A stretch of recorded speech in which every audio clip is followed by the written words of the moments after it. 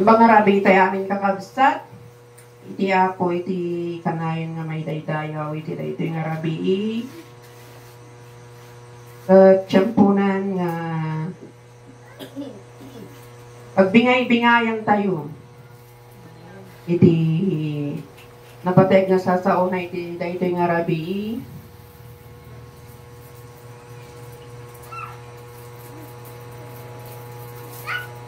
puno launay nga we miss you.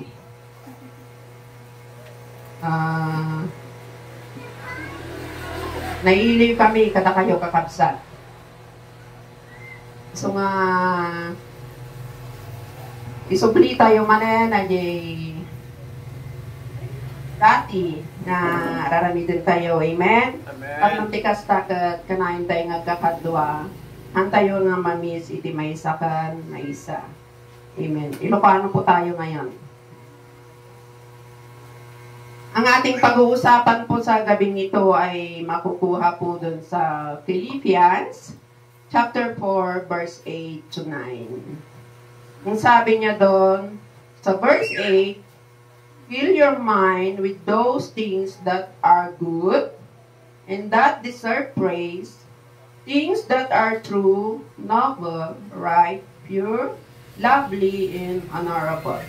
Verse 9, put into practice what you learn and receive from me, both from my words and from my action. And the God who give us peace will be with you. So, para maintindihan po nating lahat, dahil ang lalalim naman po ng pagka-English niya, tatagalog po natin. Sa verse 8 niya, mga kapatid, lagi ninyong isa-isip ang mga bagay na karapat-dapat at kapuri-puri. Mga bagay na totoo, marangal, matuwid, malinis, kaibig-ibig at kagalang-galang. And verse 9, isagawa ninyo ang lahat ng inyong natutunan, tinanggap, narinig at nakita sa akin. Sa gayoy, sa inyo ang Diyos na nagbibigay ng kapayapaan. Doon po sa mga testimony natin, dahil po nating pinagdadaanan. Amen? Ito pong Philippians chapter 4, ito po ang this was Apostle Paul words of encouragement sa mga taga-Philippians. Nang sabi niya doon na take care of your mind. Bakit kaya niya sinabi ng gano'n? Ano po? Na ingatan po natin ang ating mga isip, ang ating mga iniisip, at ingatan po natin the way we think, kung paano po tayo mag-isip. Yun po ang paalala ni Pablo sa mga kapatiran natin sa Pilipos. So, paano nga po natin gagawin yun na ingatan? Paano po natin iingatan ang ating mind? Minsan po, ang ating mind kung saan napupunta, ano po, ang gulo-gulo.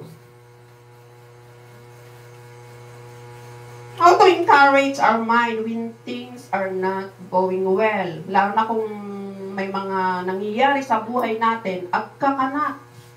Kapsat iti mapagpanunot tayo, hantayo makapagpanunot iti nalimpyo. Nudikat, at adupay, di mapanunot tayo nga mali yung daan. So, no, maminsan, at adupay ti, mas marami pa yung nagiging depekto doon sa desisyon natin dahil po sa ating isip na magulo. Pagdating po ng mga depression, stress, o mga kung ano-anong labanan ng ating isip, alam po ba natin na ang talagang labanan ay nandito po sa ating isipan? Dahil alam ko po na totoo yun, kasi kung may naiisip ka nga, kung ano, yung iniisip mo, sinasagot din ng kabilang isip mo.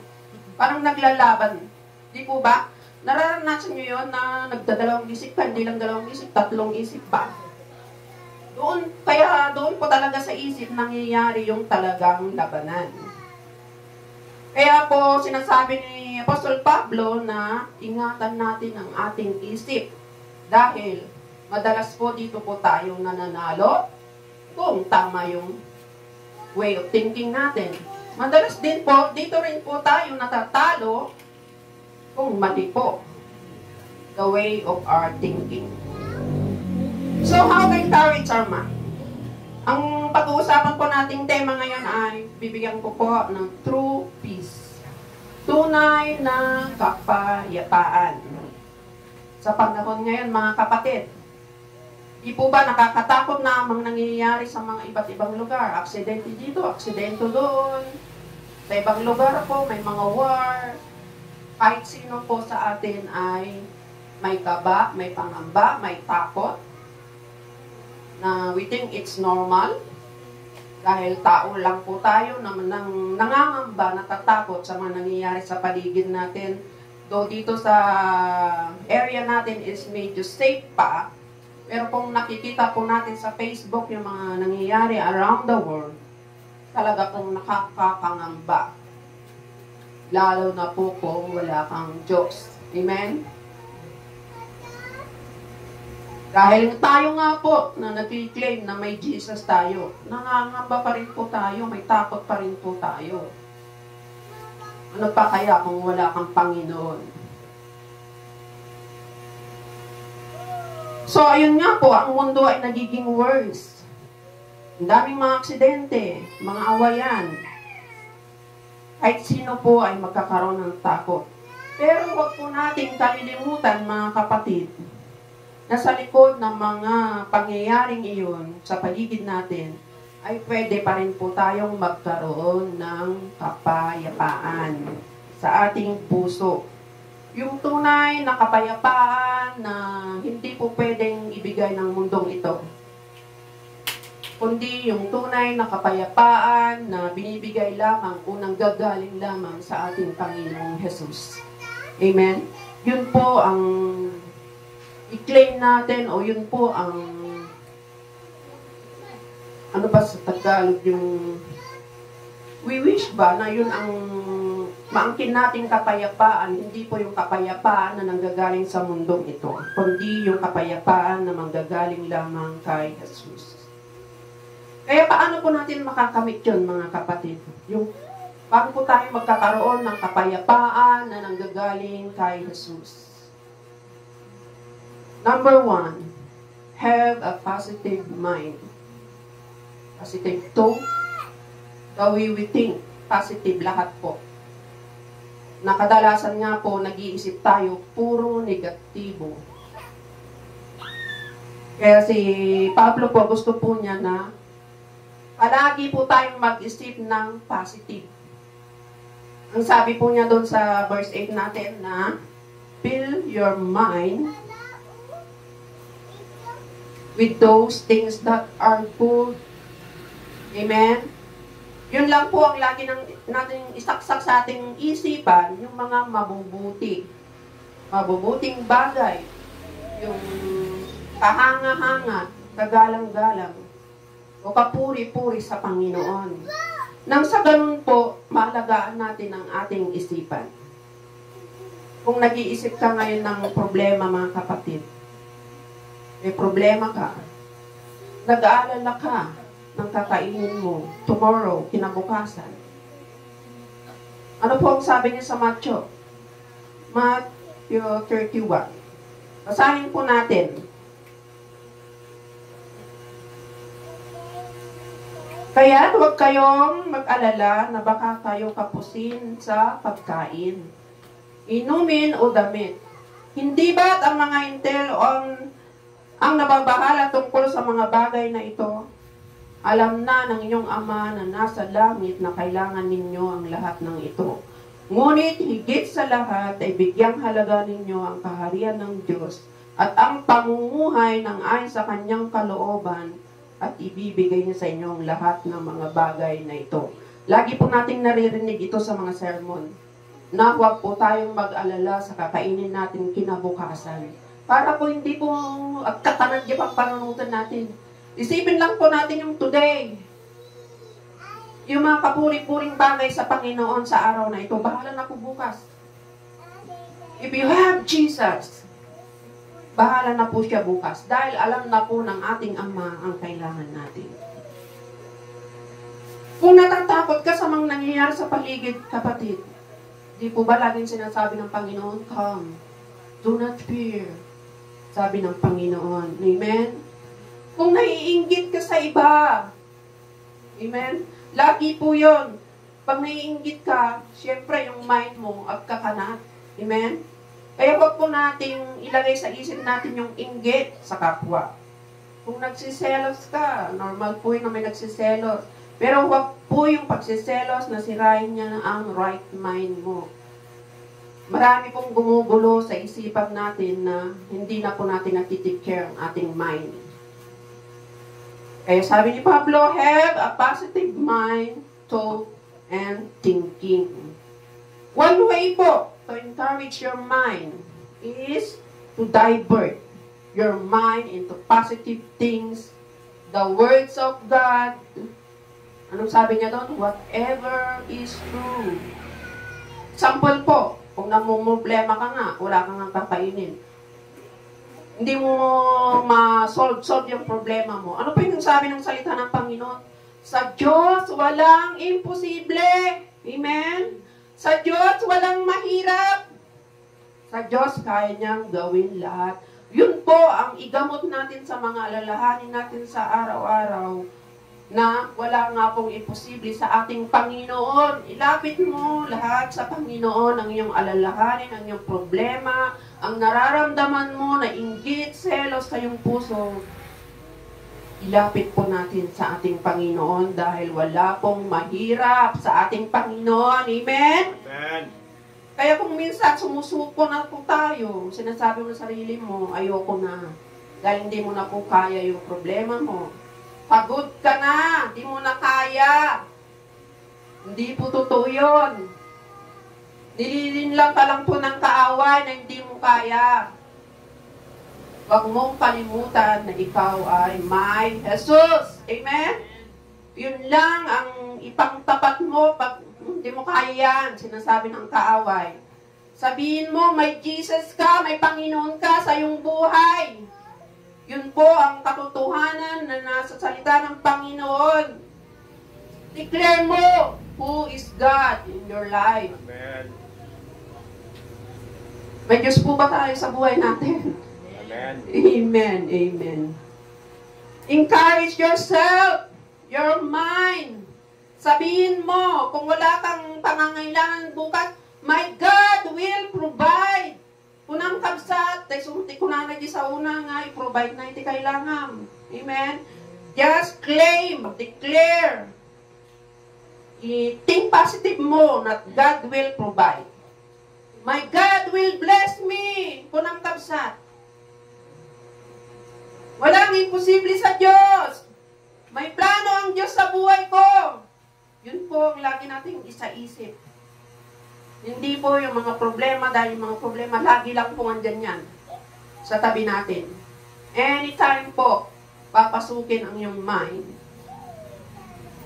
Sabihin po that your God is in control in everything. Amen. Hayaan natin ang Panginoong Hesus ang mag-control ng mga bagay-bagay na nasa paligid natin na wala naman po tayong magagawa sa mga yan, kundi i-trust sa ating Panginoon. Amen. Dahil ang mundo po ay sadyang ganyan po ang nangyayari sa mundo. Just trust the Lord. At siya po ang magkukontrol ng lahat ng bagay sa ating buhay. Pangalawa po, paano natin makakamtan ang kapayapaan na nanggagaling sa ating Panginoon? Kanina yung number 1, have a positive mind. Sa number 2 naman po, have a positive mind with action. Hindi lang po yung positive mind ka, wala ka namang ginagawa. Ano po? With action po tayo. So sa verse 9, ang sabi niya doon sa verse 9, isagawa ninyo ang lahat ng inyong natutunan, tinanggap at narinig at nakita sa akin. Sa gayoy, sa inyo ang Diyos na nagbibigay ng kapayapaan. Put into practice, kung na kakapsa today, English. Sursuruan tayo. Nakunana kakabsat. Agay yung sursuro ni Apostol Pablo, tatno, magkaroon tayo iti kapayapaan from Jesus. So whatever your situation, kakabsat, kanang ibagbaga ni Apostol Pablo nga, stand firm. Magpakatatag ka. Sabi niya doon sa Pilipos, magpakatatag kayo, mga kapatid. Kung kayo mga pinagdadaanan sa buhay, sabi niya doon sa verse 4, basahin po natin. Pasensya na po kayo nagpa-practice na maghanap sa Biblia.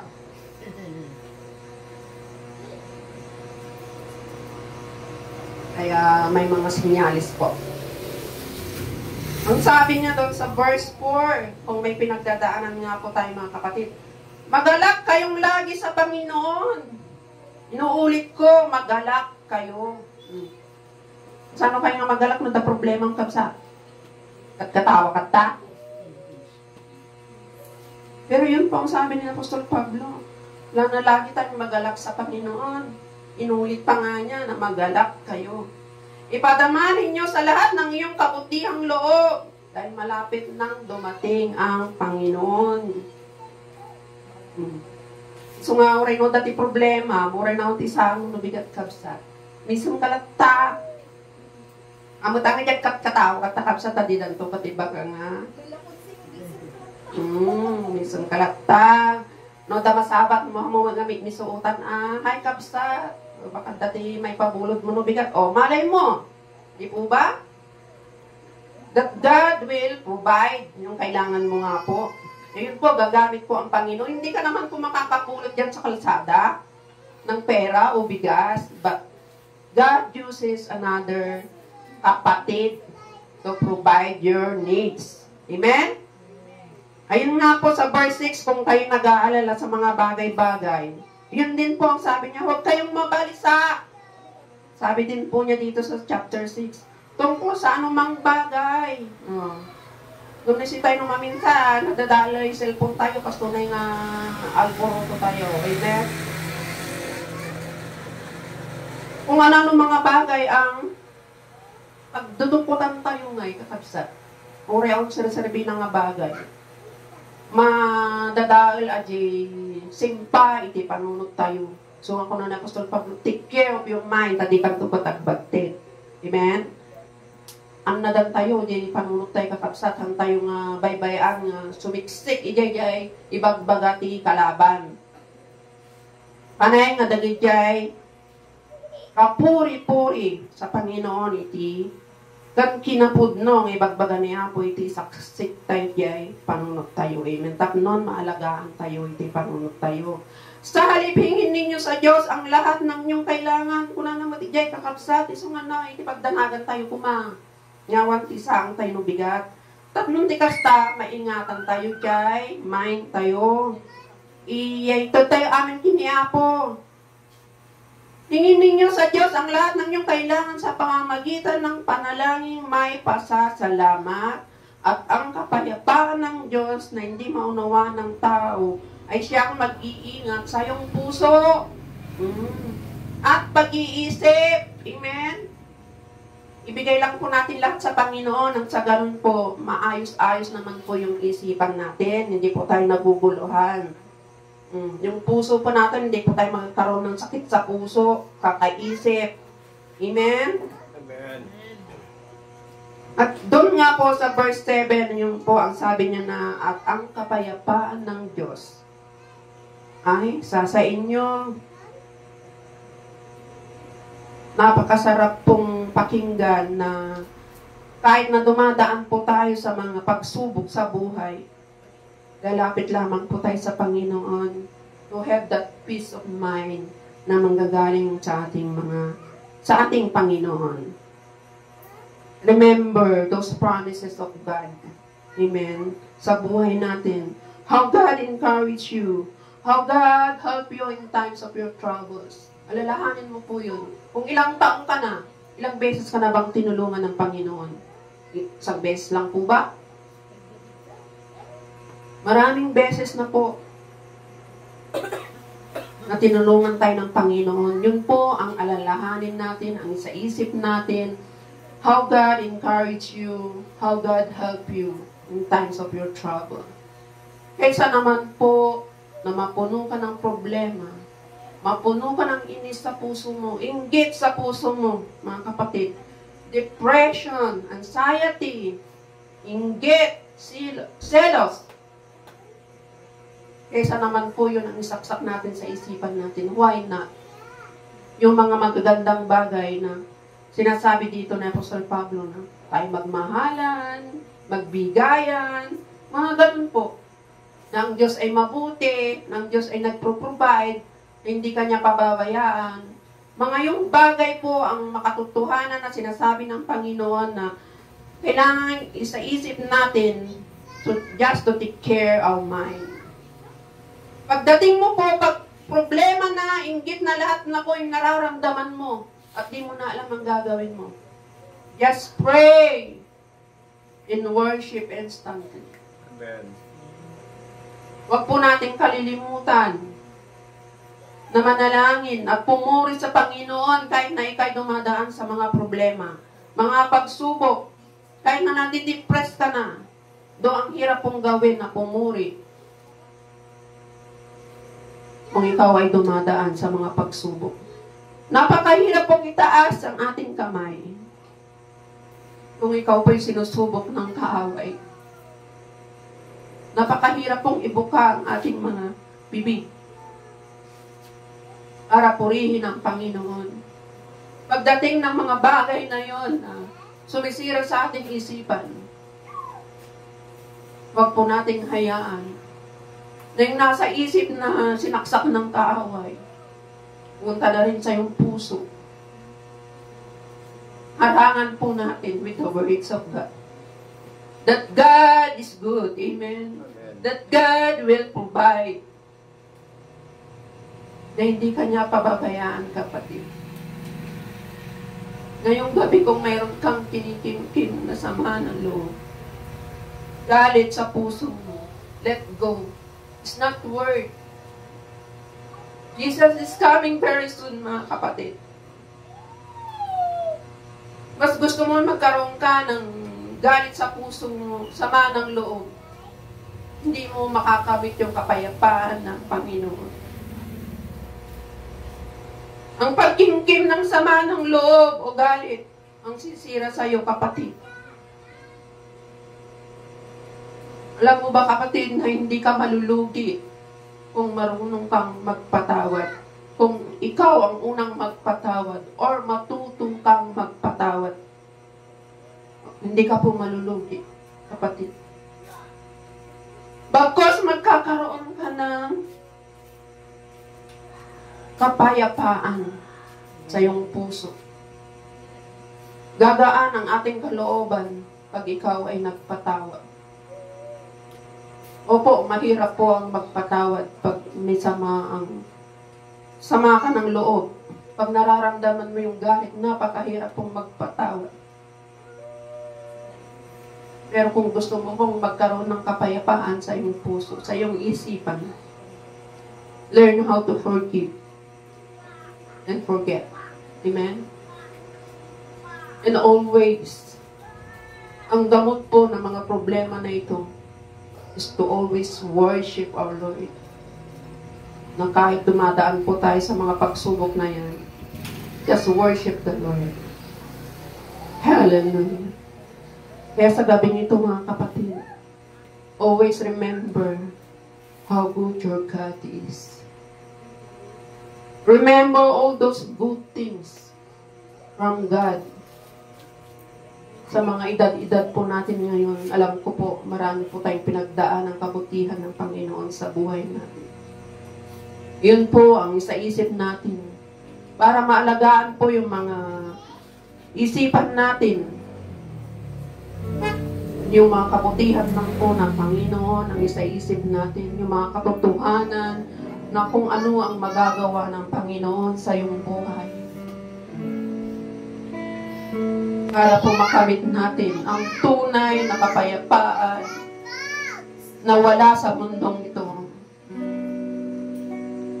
Tanging kay Jesus lamang magagaling ang tunay na kapayapaan na gusto natin, na nakakabuti sa ating isipan, na nakakabuti sa ating puso, nakakabuti sa ating buhay. Kaya don't worry about tomorrow, mga kapatid. Huwag mong sirain ang iyong isipan para sa alalahanin bukas. Just give yourself to worship the Lord. Give your time, give your effort. Raise your hand, open your mouth to worship the Lord. And everything will be alright. Because we know that God is good. Lagi po natin sinasabi, God is good all the time. Huwag lang po natin sabihin yun. Pero sa buhay po natin that really God is good all the time. Huwag po nating hayaan ang kaaway na sirain niya ang ating isipan, ang ating pagdidesisyon sa buhay. Ilagak natin lahat sa Panginoon nang sa ganon, tahakin natin ang tamang desisyon. Because only God knows everything. Only God is in control of everything. Wala kang magagawa, kapatid, but to trust and worship your Lord, your Jesus, to take care everything for your life, nang sa ganun, makamit mo ang kapayapaan sa iyong puso in the midst of the trials and challenges. Meron ka pa rin buong peace sa iyong puso, sa iyong isipan, kapatid. If you just know, if you learn to trust your God na tinanggap mo. Hallelujah, hallelujah. Shall we sing that song? Jesus, salamat. Bigay natin ang ating pasasalamat sa ating Panginoon. Sa kapayapaan na Kanyang binibigay sa tuwing tayo nagkakaroon ng pagsubok. Learn how to give thanks. Hallelujah. Thank you, Lord. Thank you for the peace of mind. We thank you, Jesus. We thank you. Hallelujah. Jesus, salamat. Jesus, salamat. Yes, oh Diyos, salamat. Nanatili kang tapat, Panginoon. Ibinigay mo ang lahat, kulang ang buhay ko. Maging ang mundo sa laki at lawak ng pag-ibig. O declare na tulad na dakila.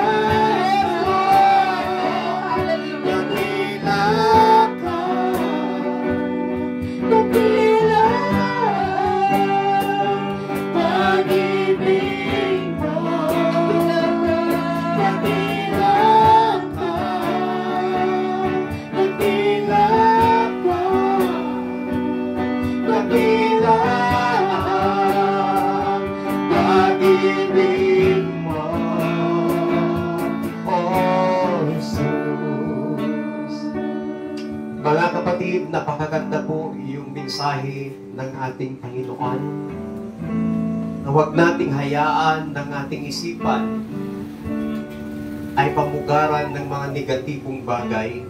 Kaya nga ang sabi ni Apostol Pablo, nabantayan natin ang ating kaisipan. Isa sa mga way para mabantayan natin ang ating kaisipan ay ang pagdideklara lagi ng katapatan, kadakilan ng ating Panginoon. Lagi po nating tandaan that our mind is the battleground. Dito po ang paboritong lugar ng kaaway upang ikaw at ako, upang ang sinuman ay kanya pong talunin at atakihin. Kaya sa gabi pong ito, lagi nating tandaan at lagi nating ilagay sa ating makaisipan yung kabutihan kadakilaan ng ating Panginoon. At as we declare the goodness of God, muli po nating awitin ng awiting ito, dakilang Panginoon sa ating mga buhay. Dakila ka, dakila ka, dakila ang pag-ibig mo. Dakila ka, dakila ka, dakila ka, dakila ang pag-ibig mo. Dakila ka, dakila ka, dakila ka, dakila ang pag-ibig mo. Oh, Jesus. Panginoon, sa gabi po ito, marami pong salamat sa iyong mga salita namin pong napakinggan. Salamat sa iyong lingkod na siya pong ginamit.